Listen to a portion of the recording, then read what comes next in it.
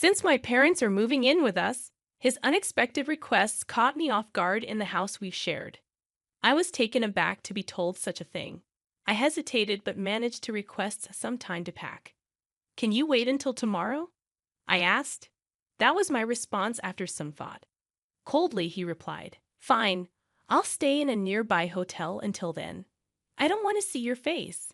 I wondered where he planned to get the money for the hotel from our joint account, but I decided not to ask him right then and remained silent.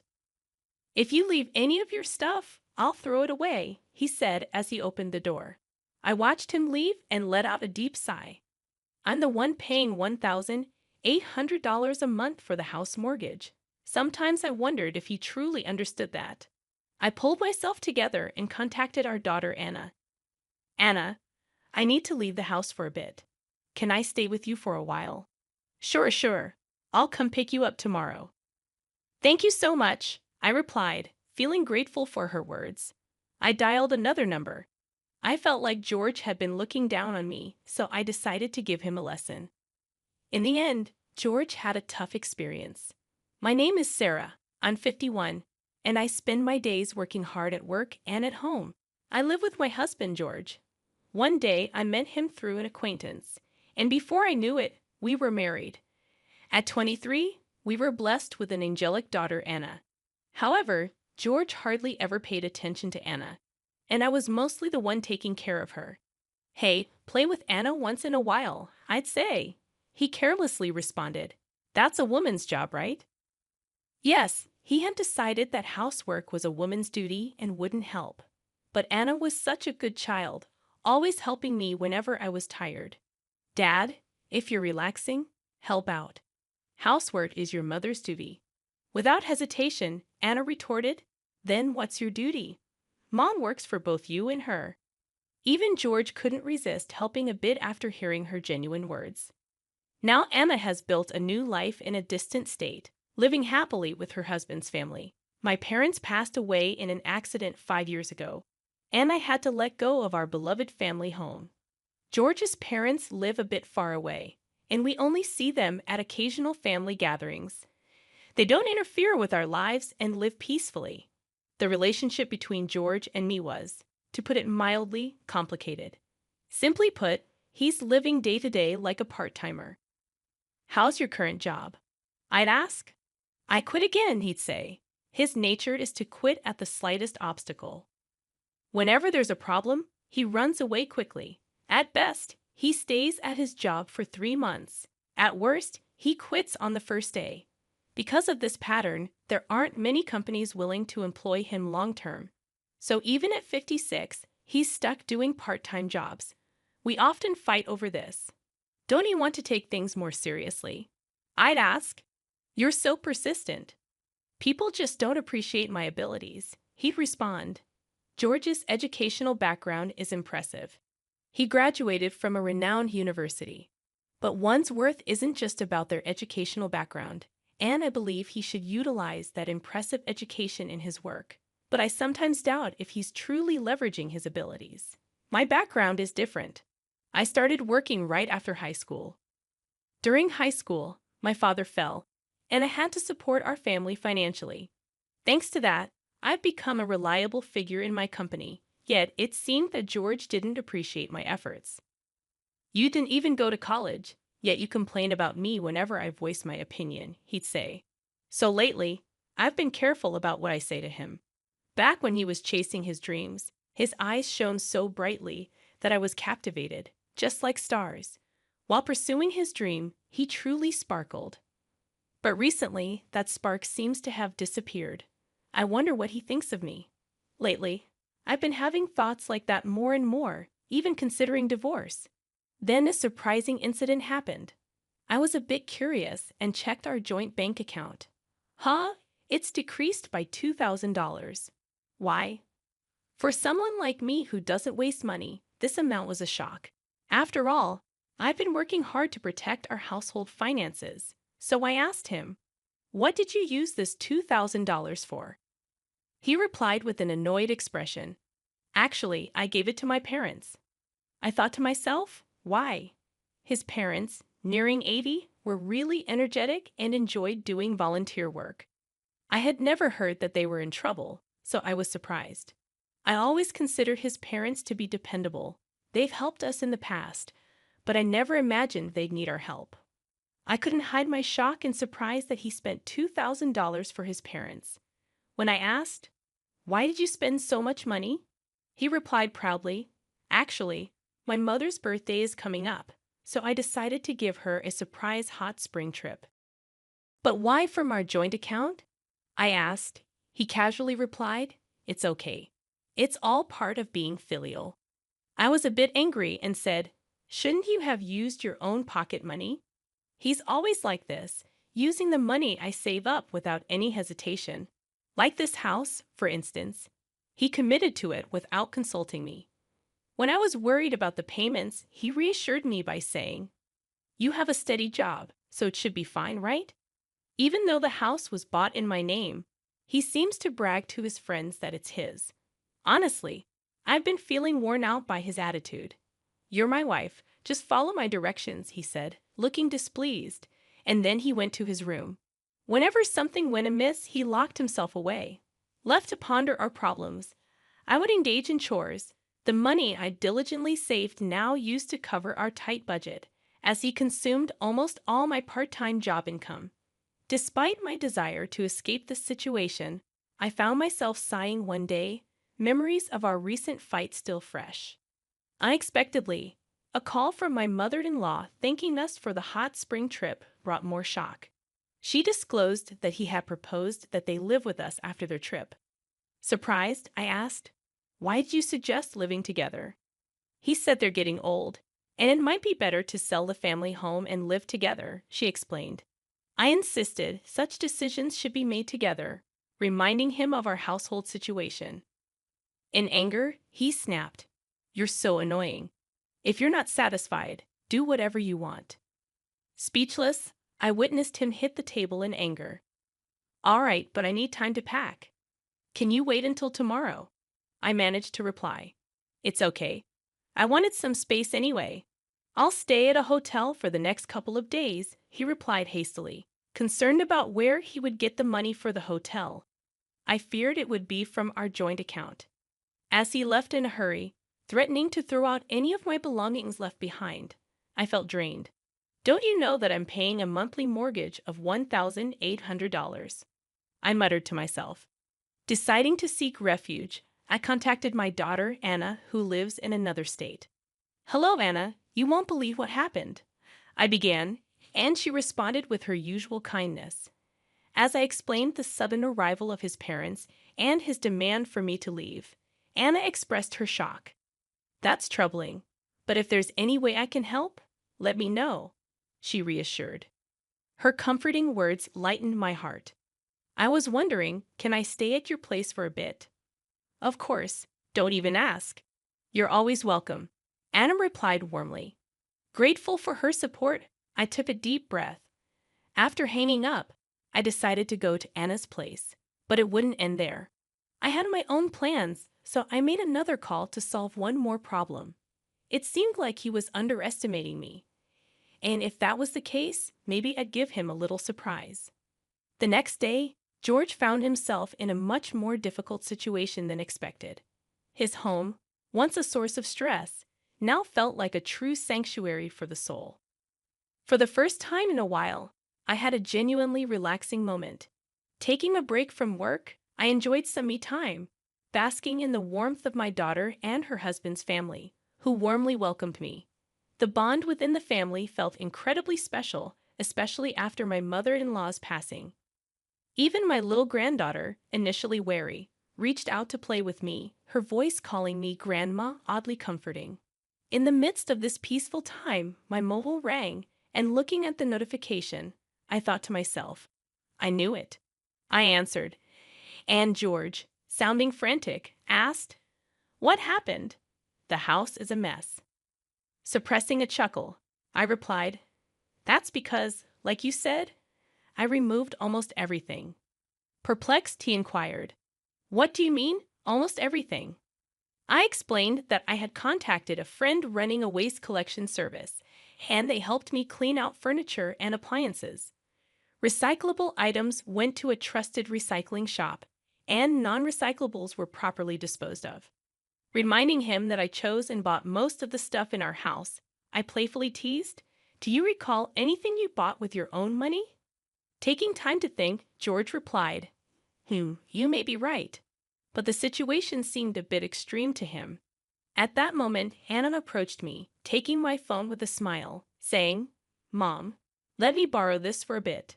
Switching on the speaker, she addressed George. "Dad, it's Anna. It's been a while." Her cheery confirmation puzzled George, and with a serious expression, Anna asked, "Dad, why has it come to this? Mom has always been the backbone of our home and supported us. What about you?" Her words weighed heavy, and tension filled the room. Curious about George's response, I decided to be straightforward. "Enough. Tell Sarah I'm seriously considering a divorce." "Are you serious? What do you plan to do, Mom, if it comes to that?" George's voice carried sheer astonishment. My unexpected response seemed to catch him off guard.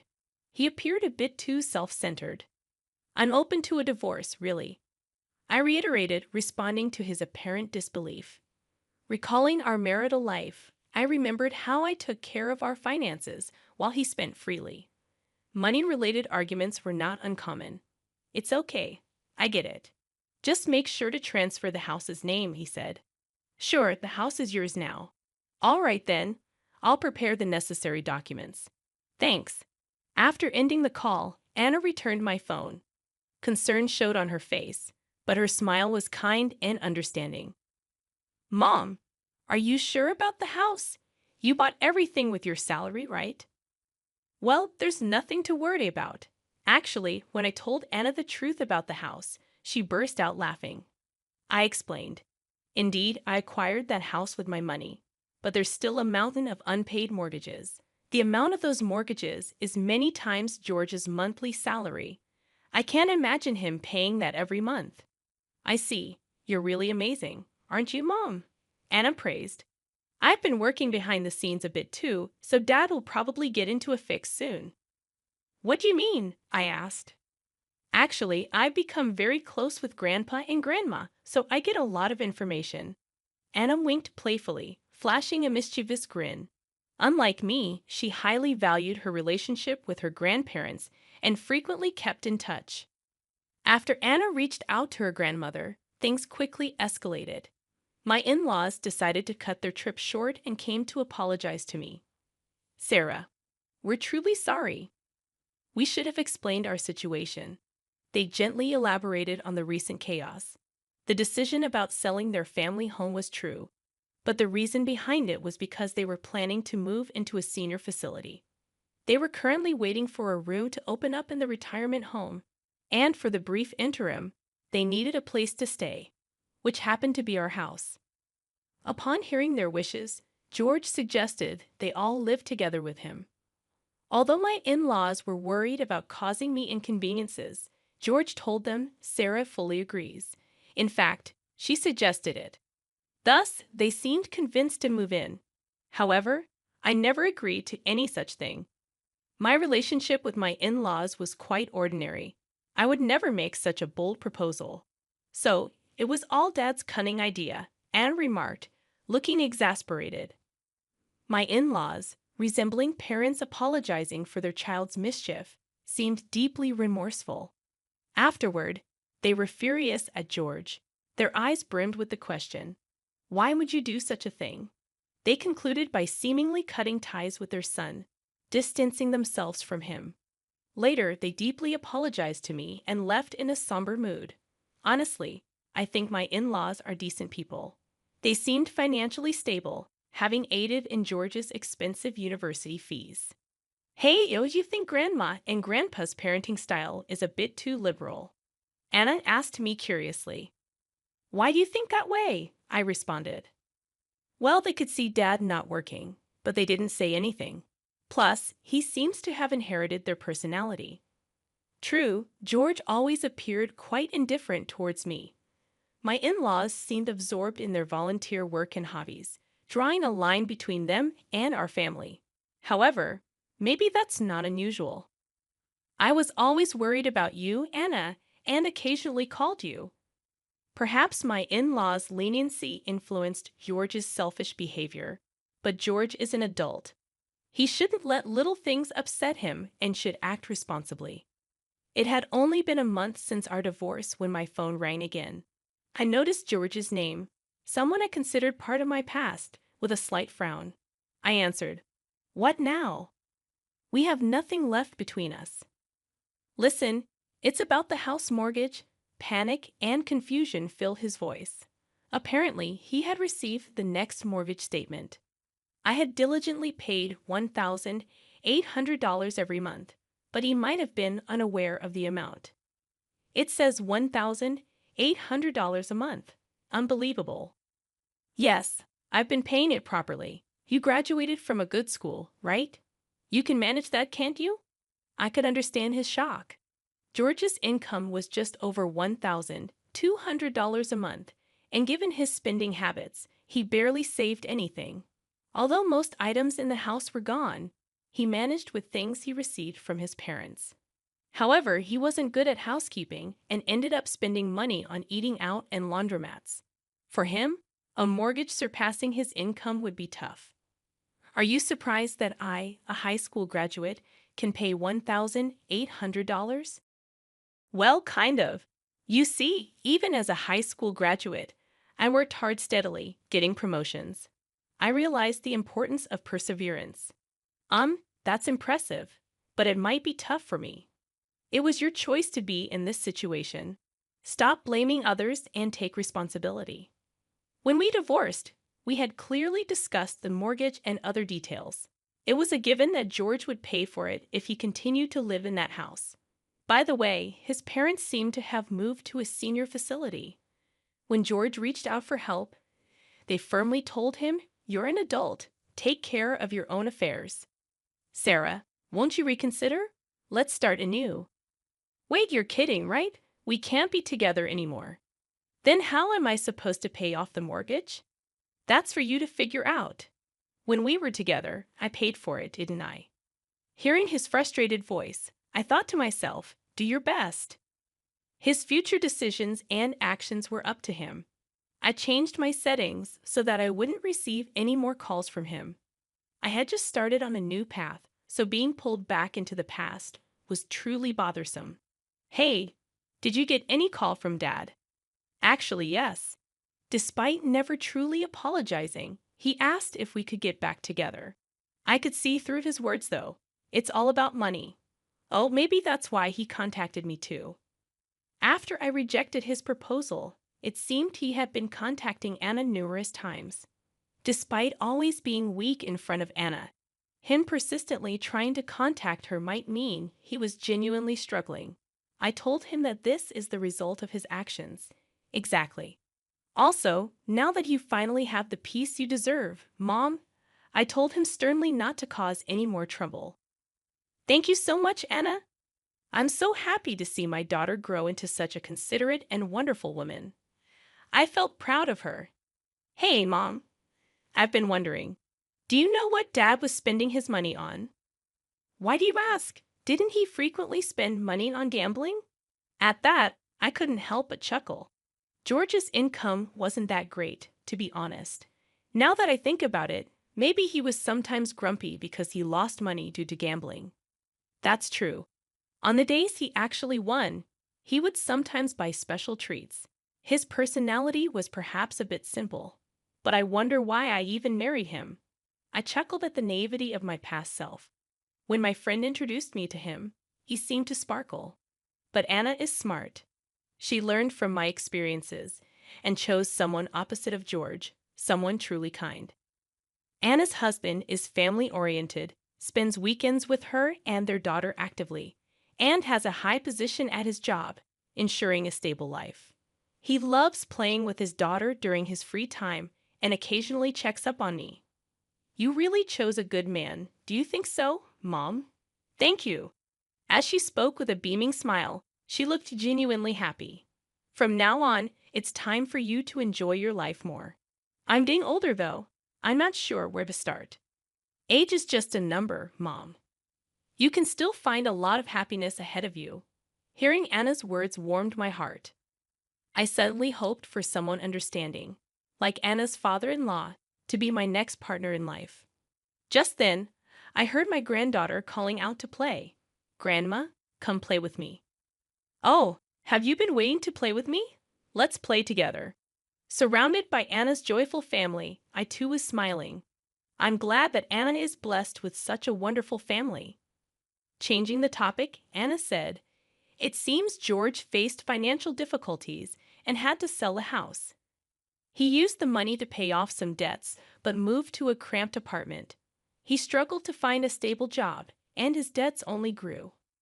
Eventually, he couldn't even pay rent and ended up living on the streets.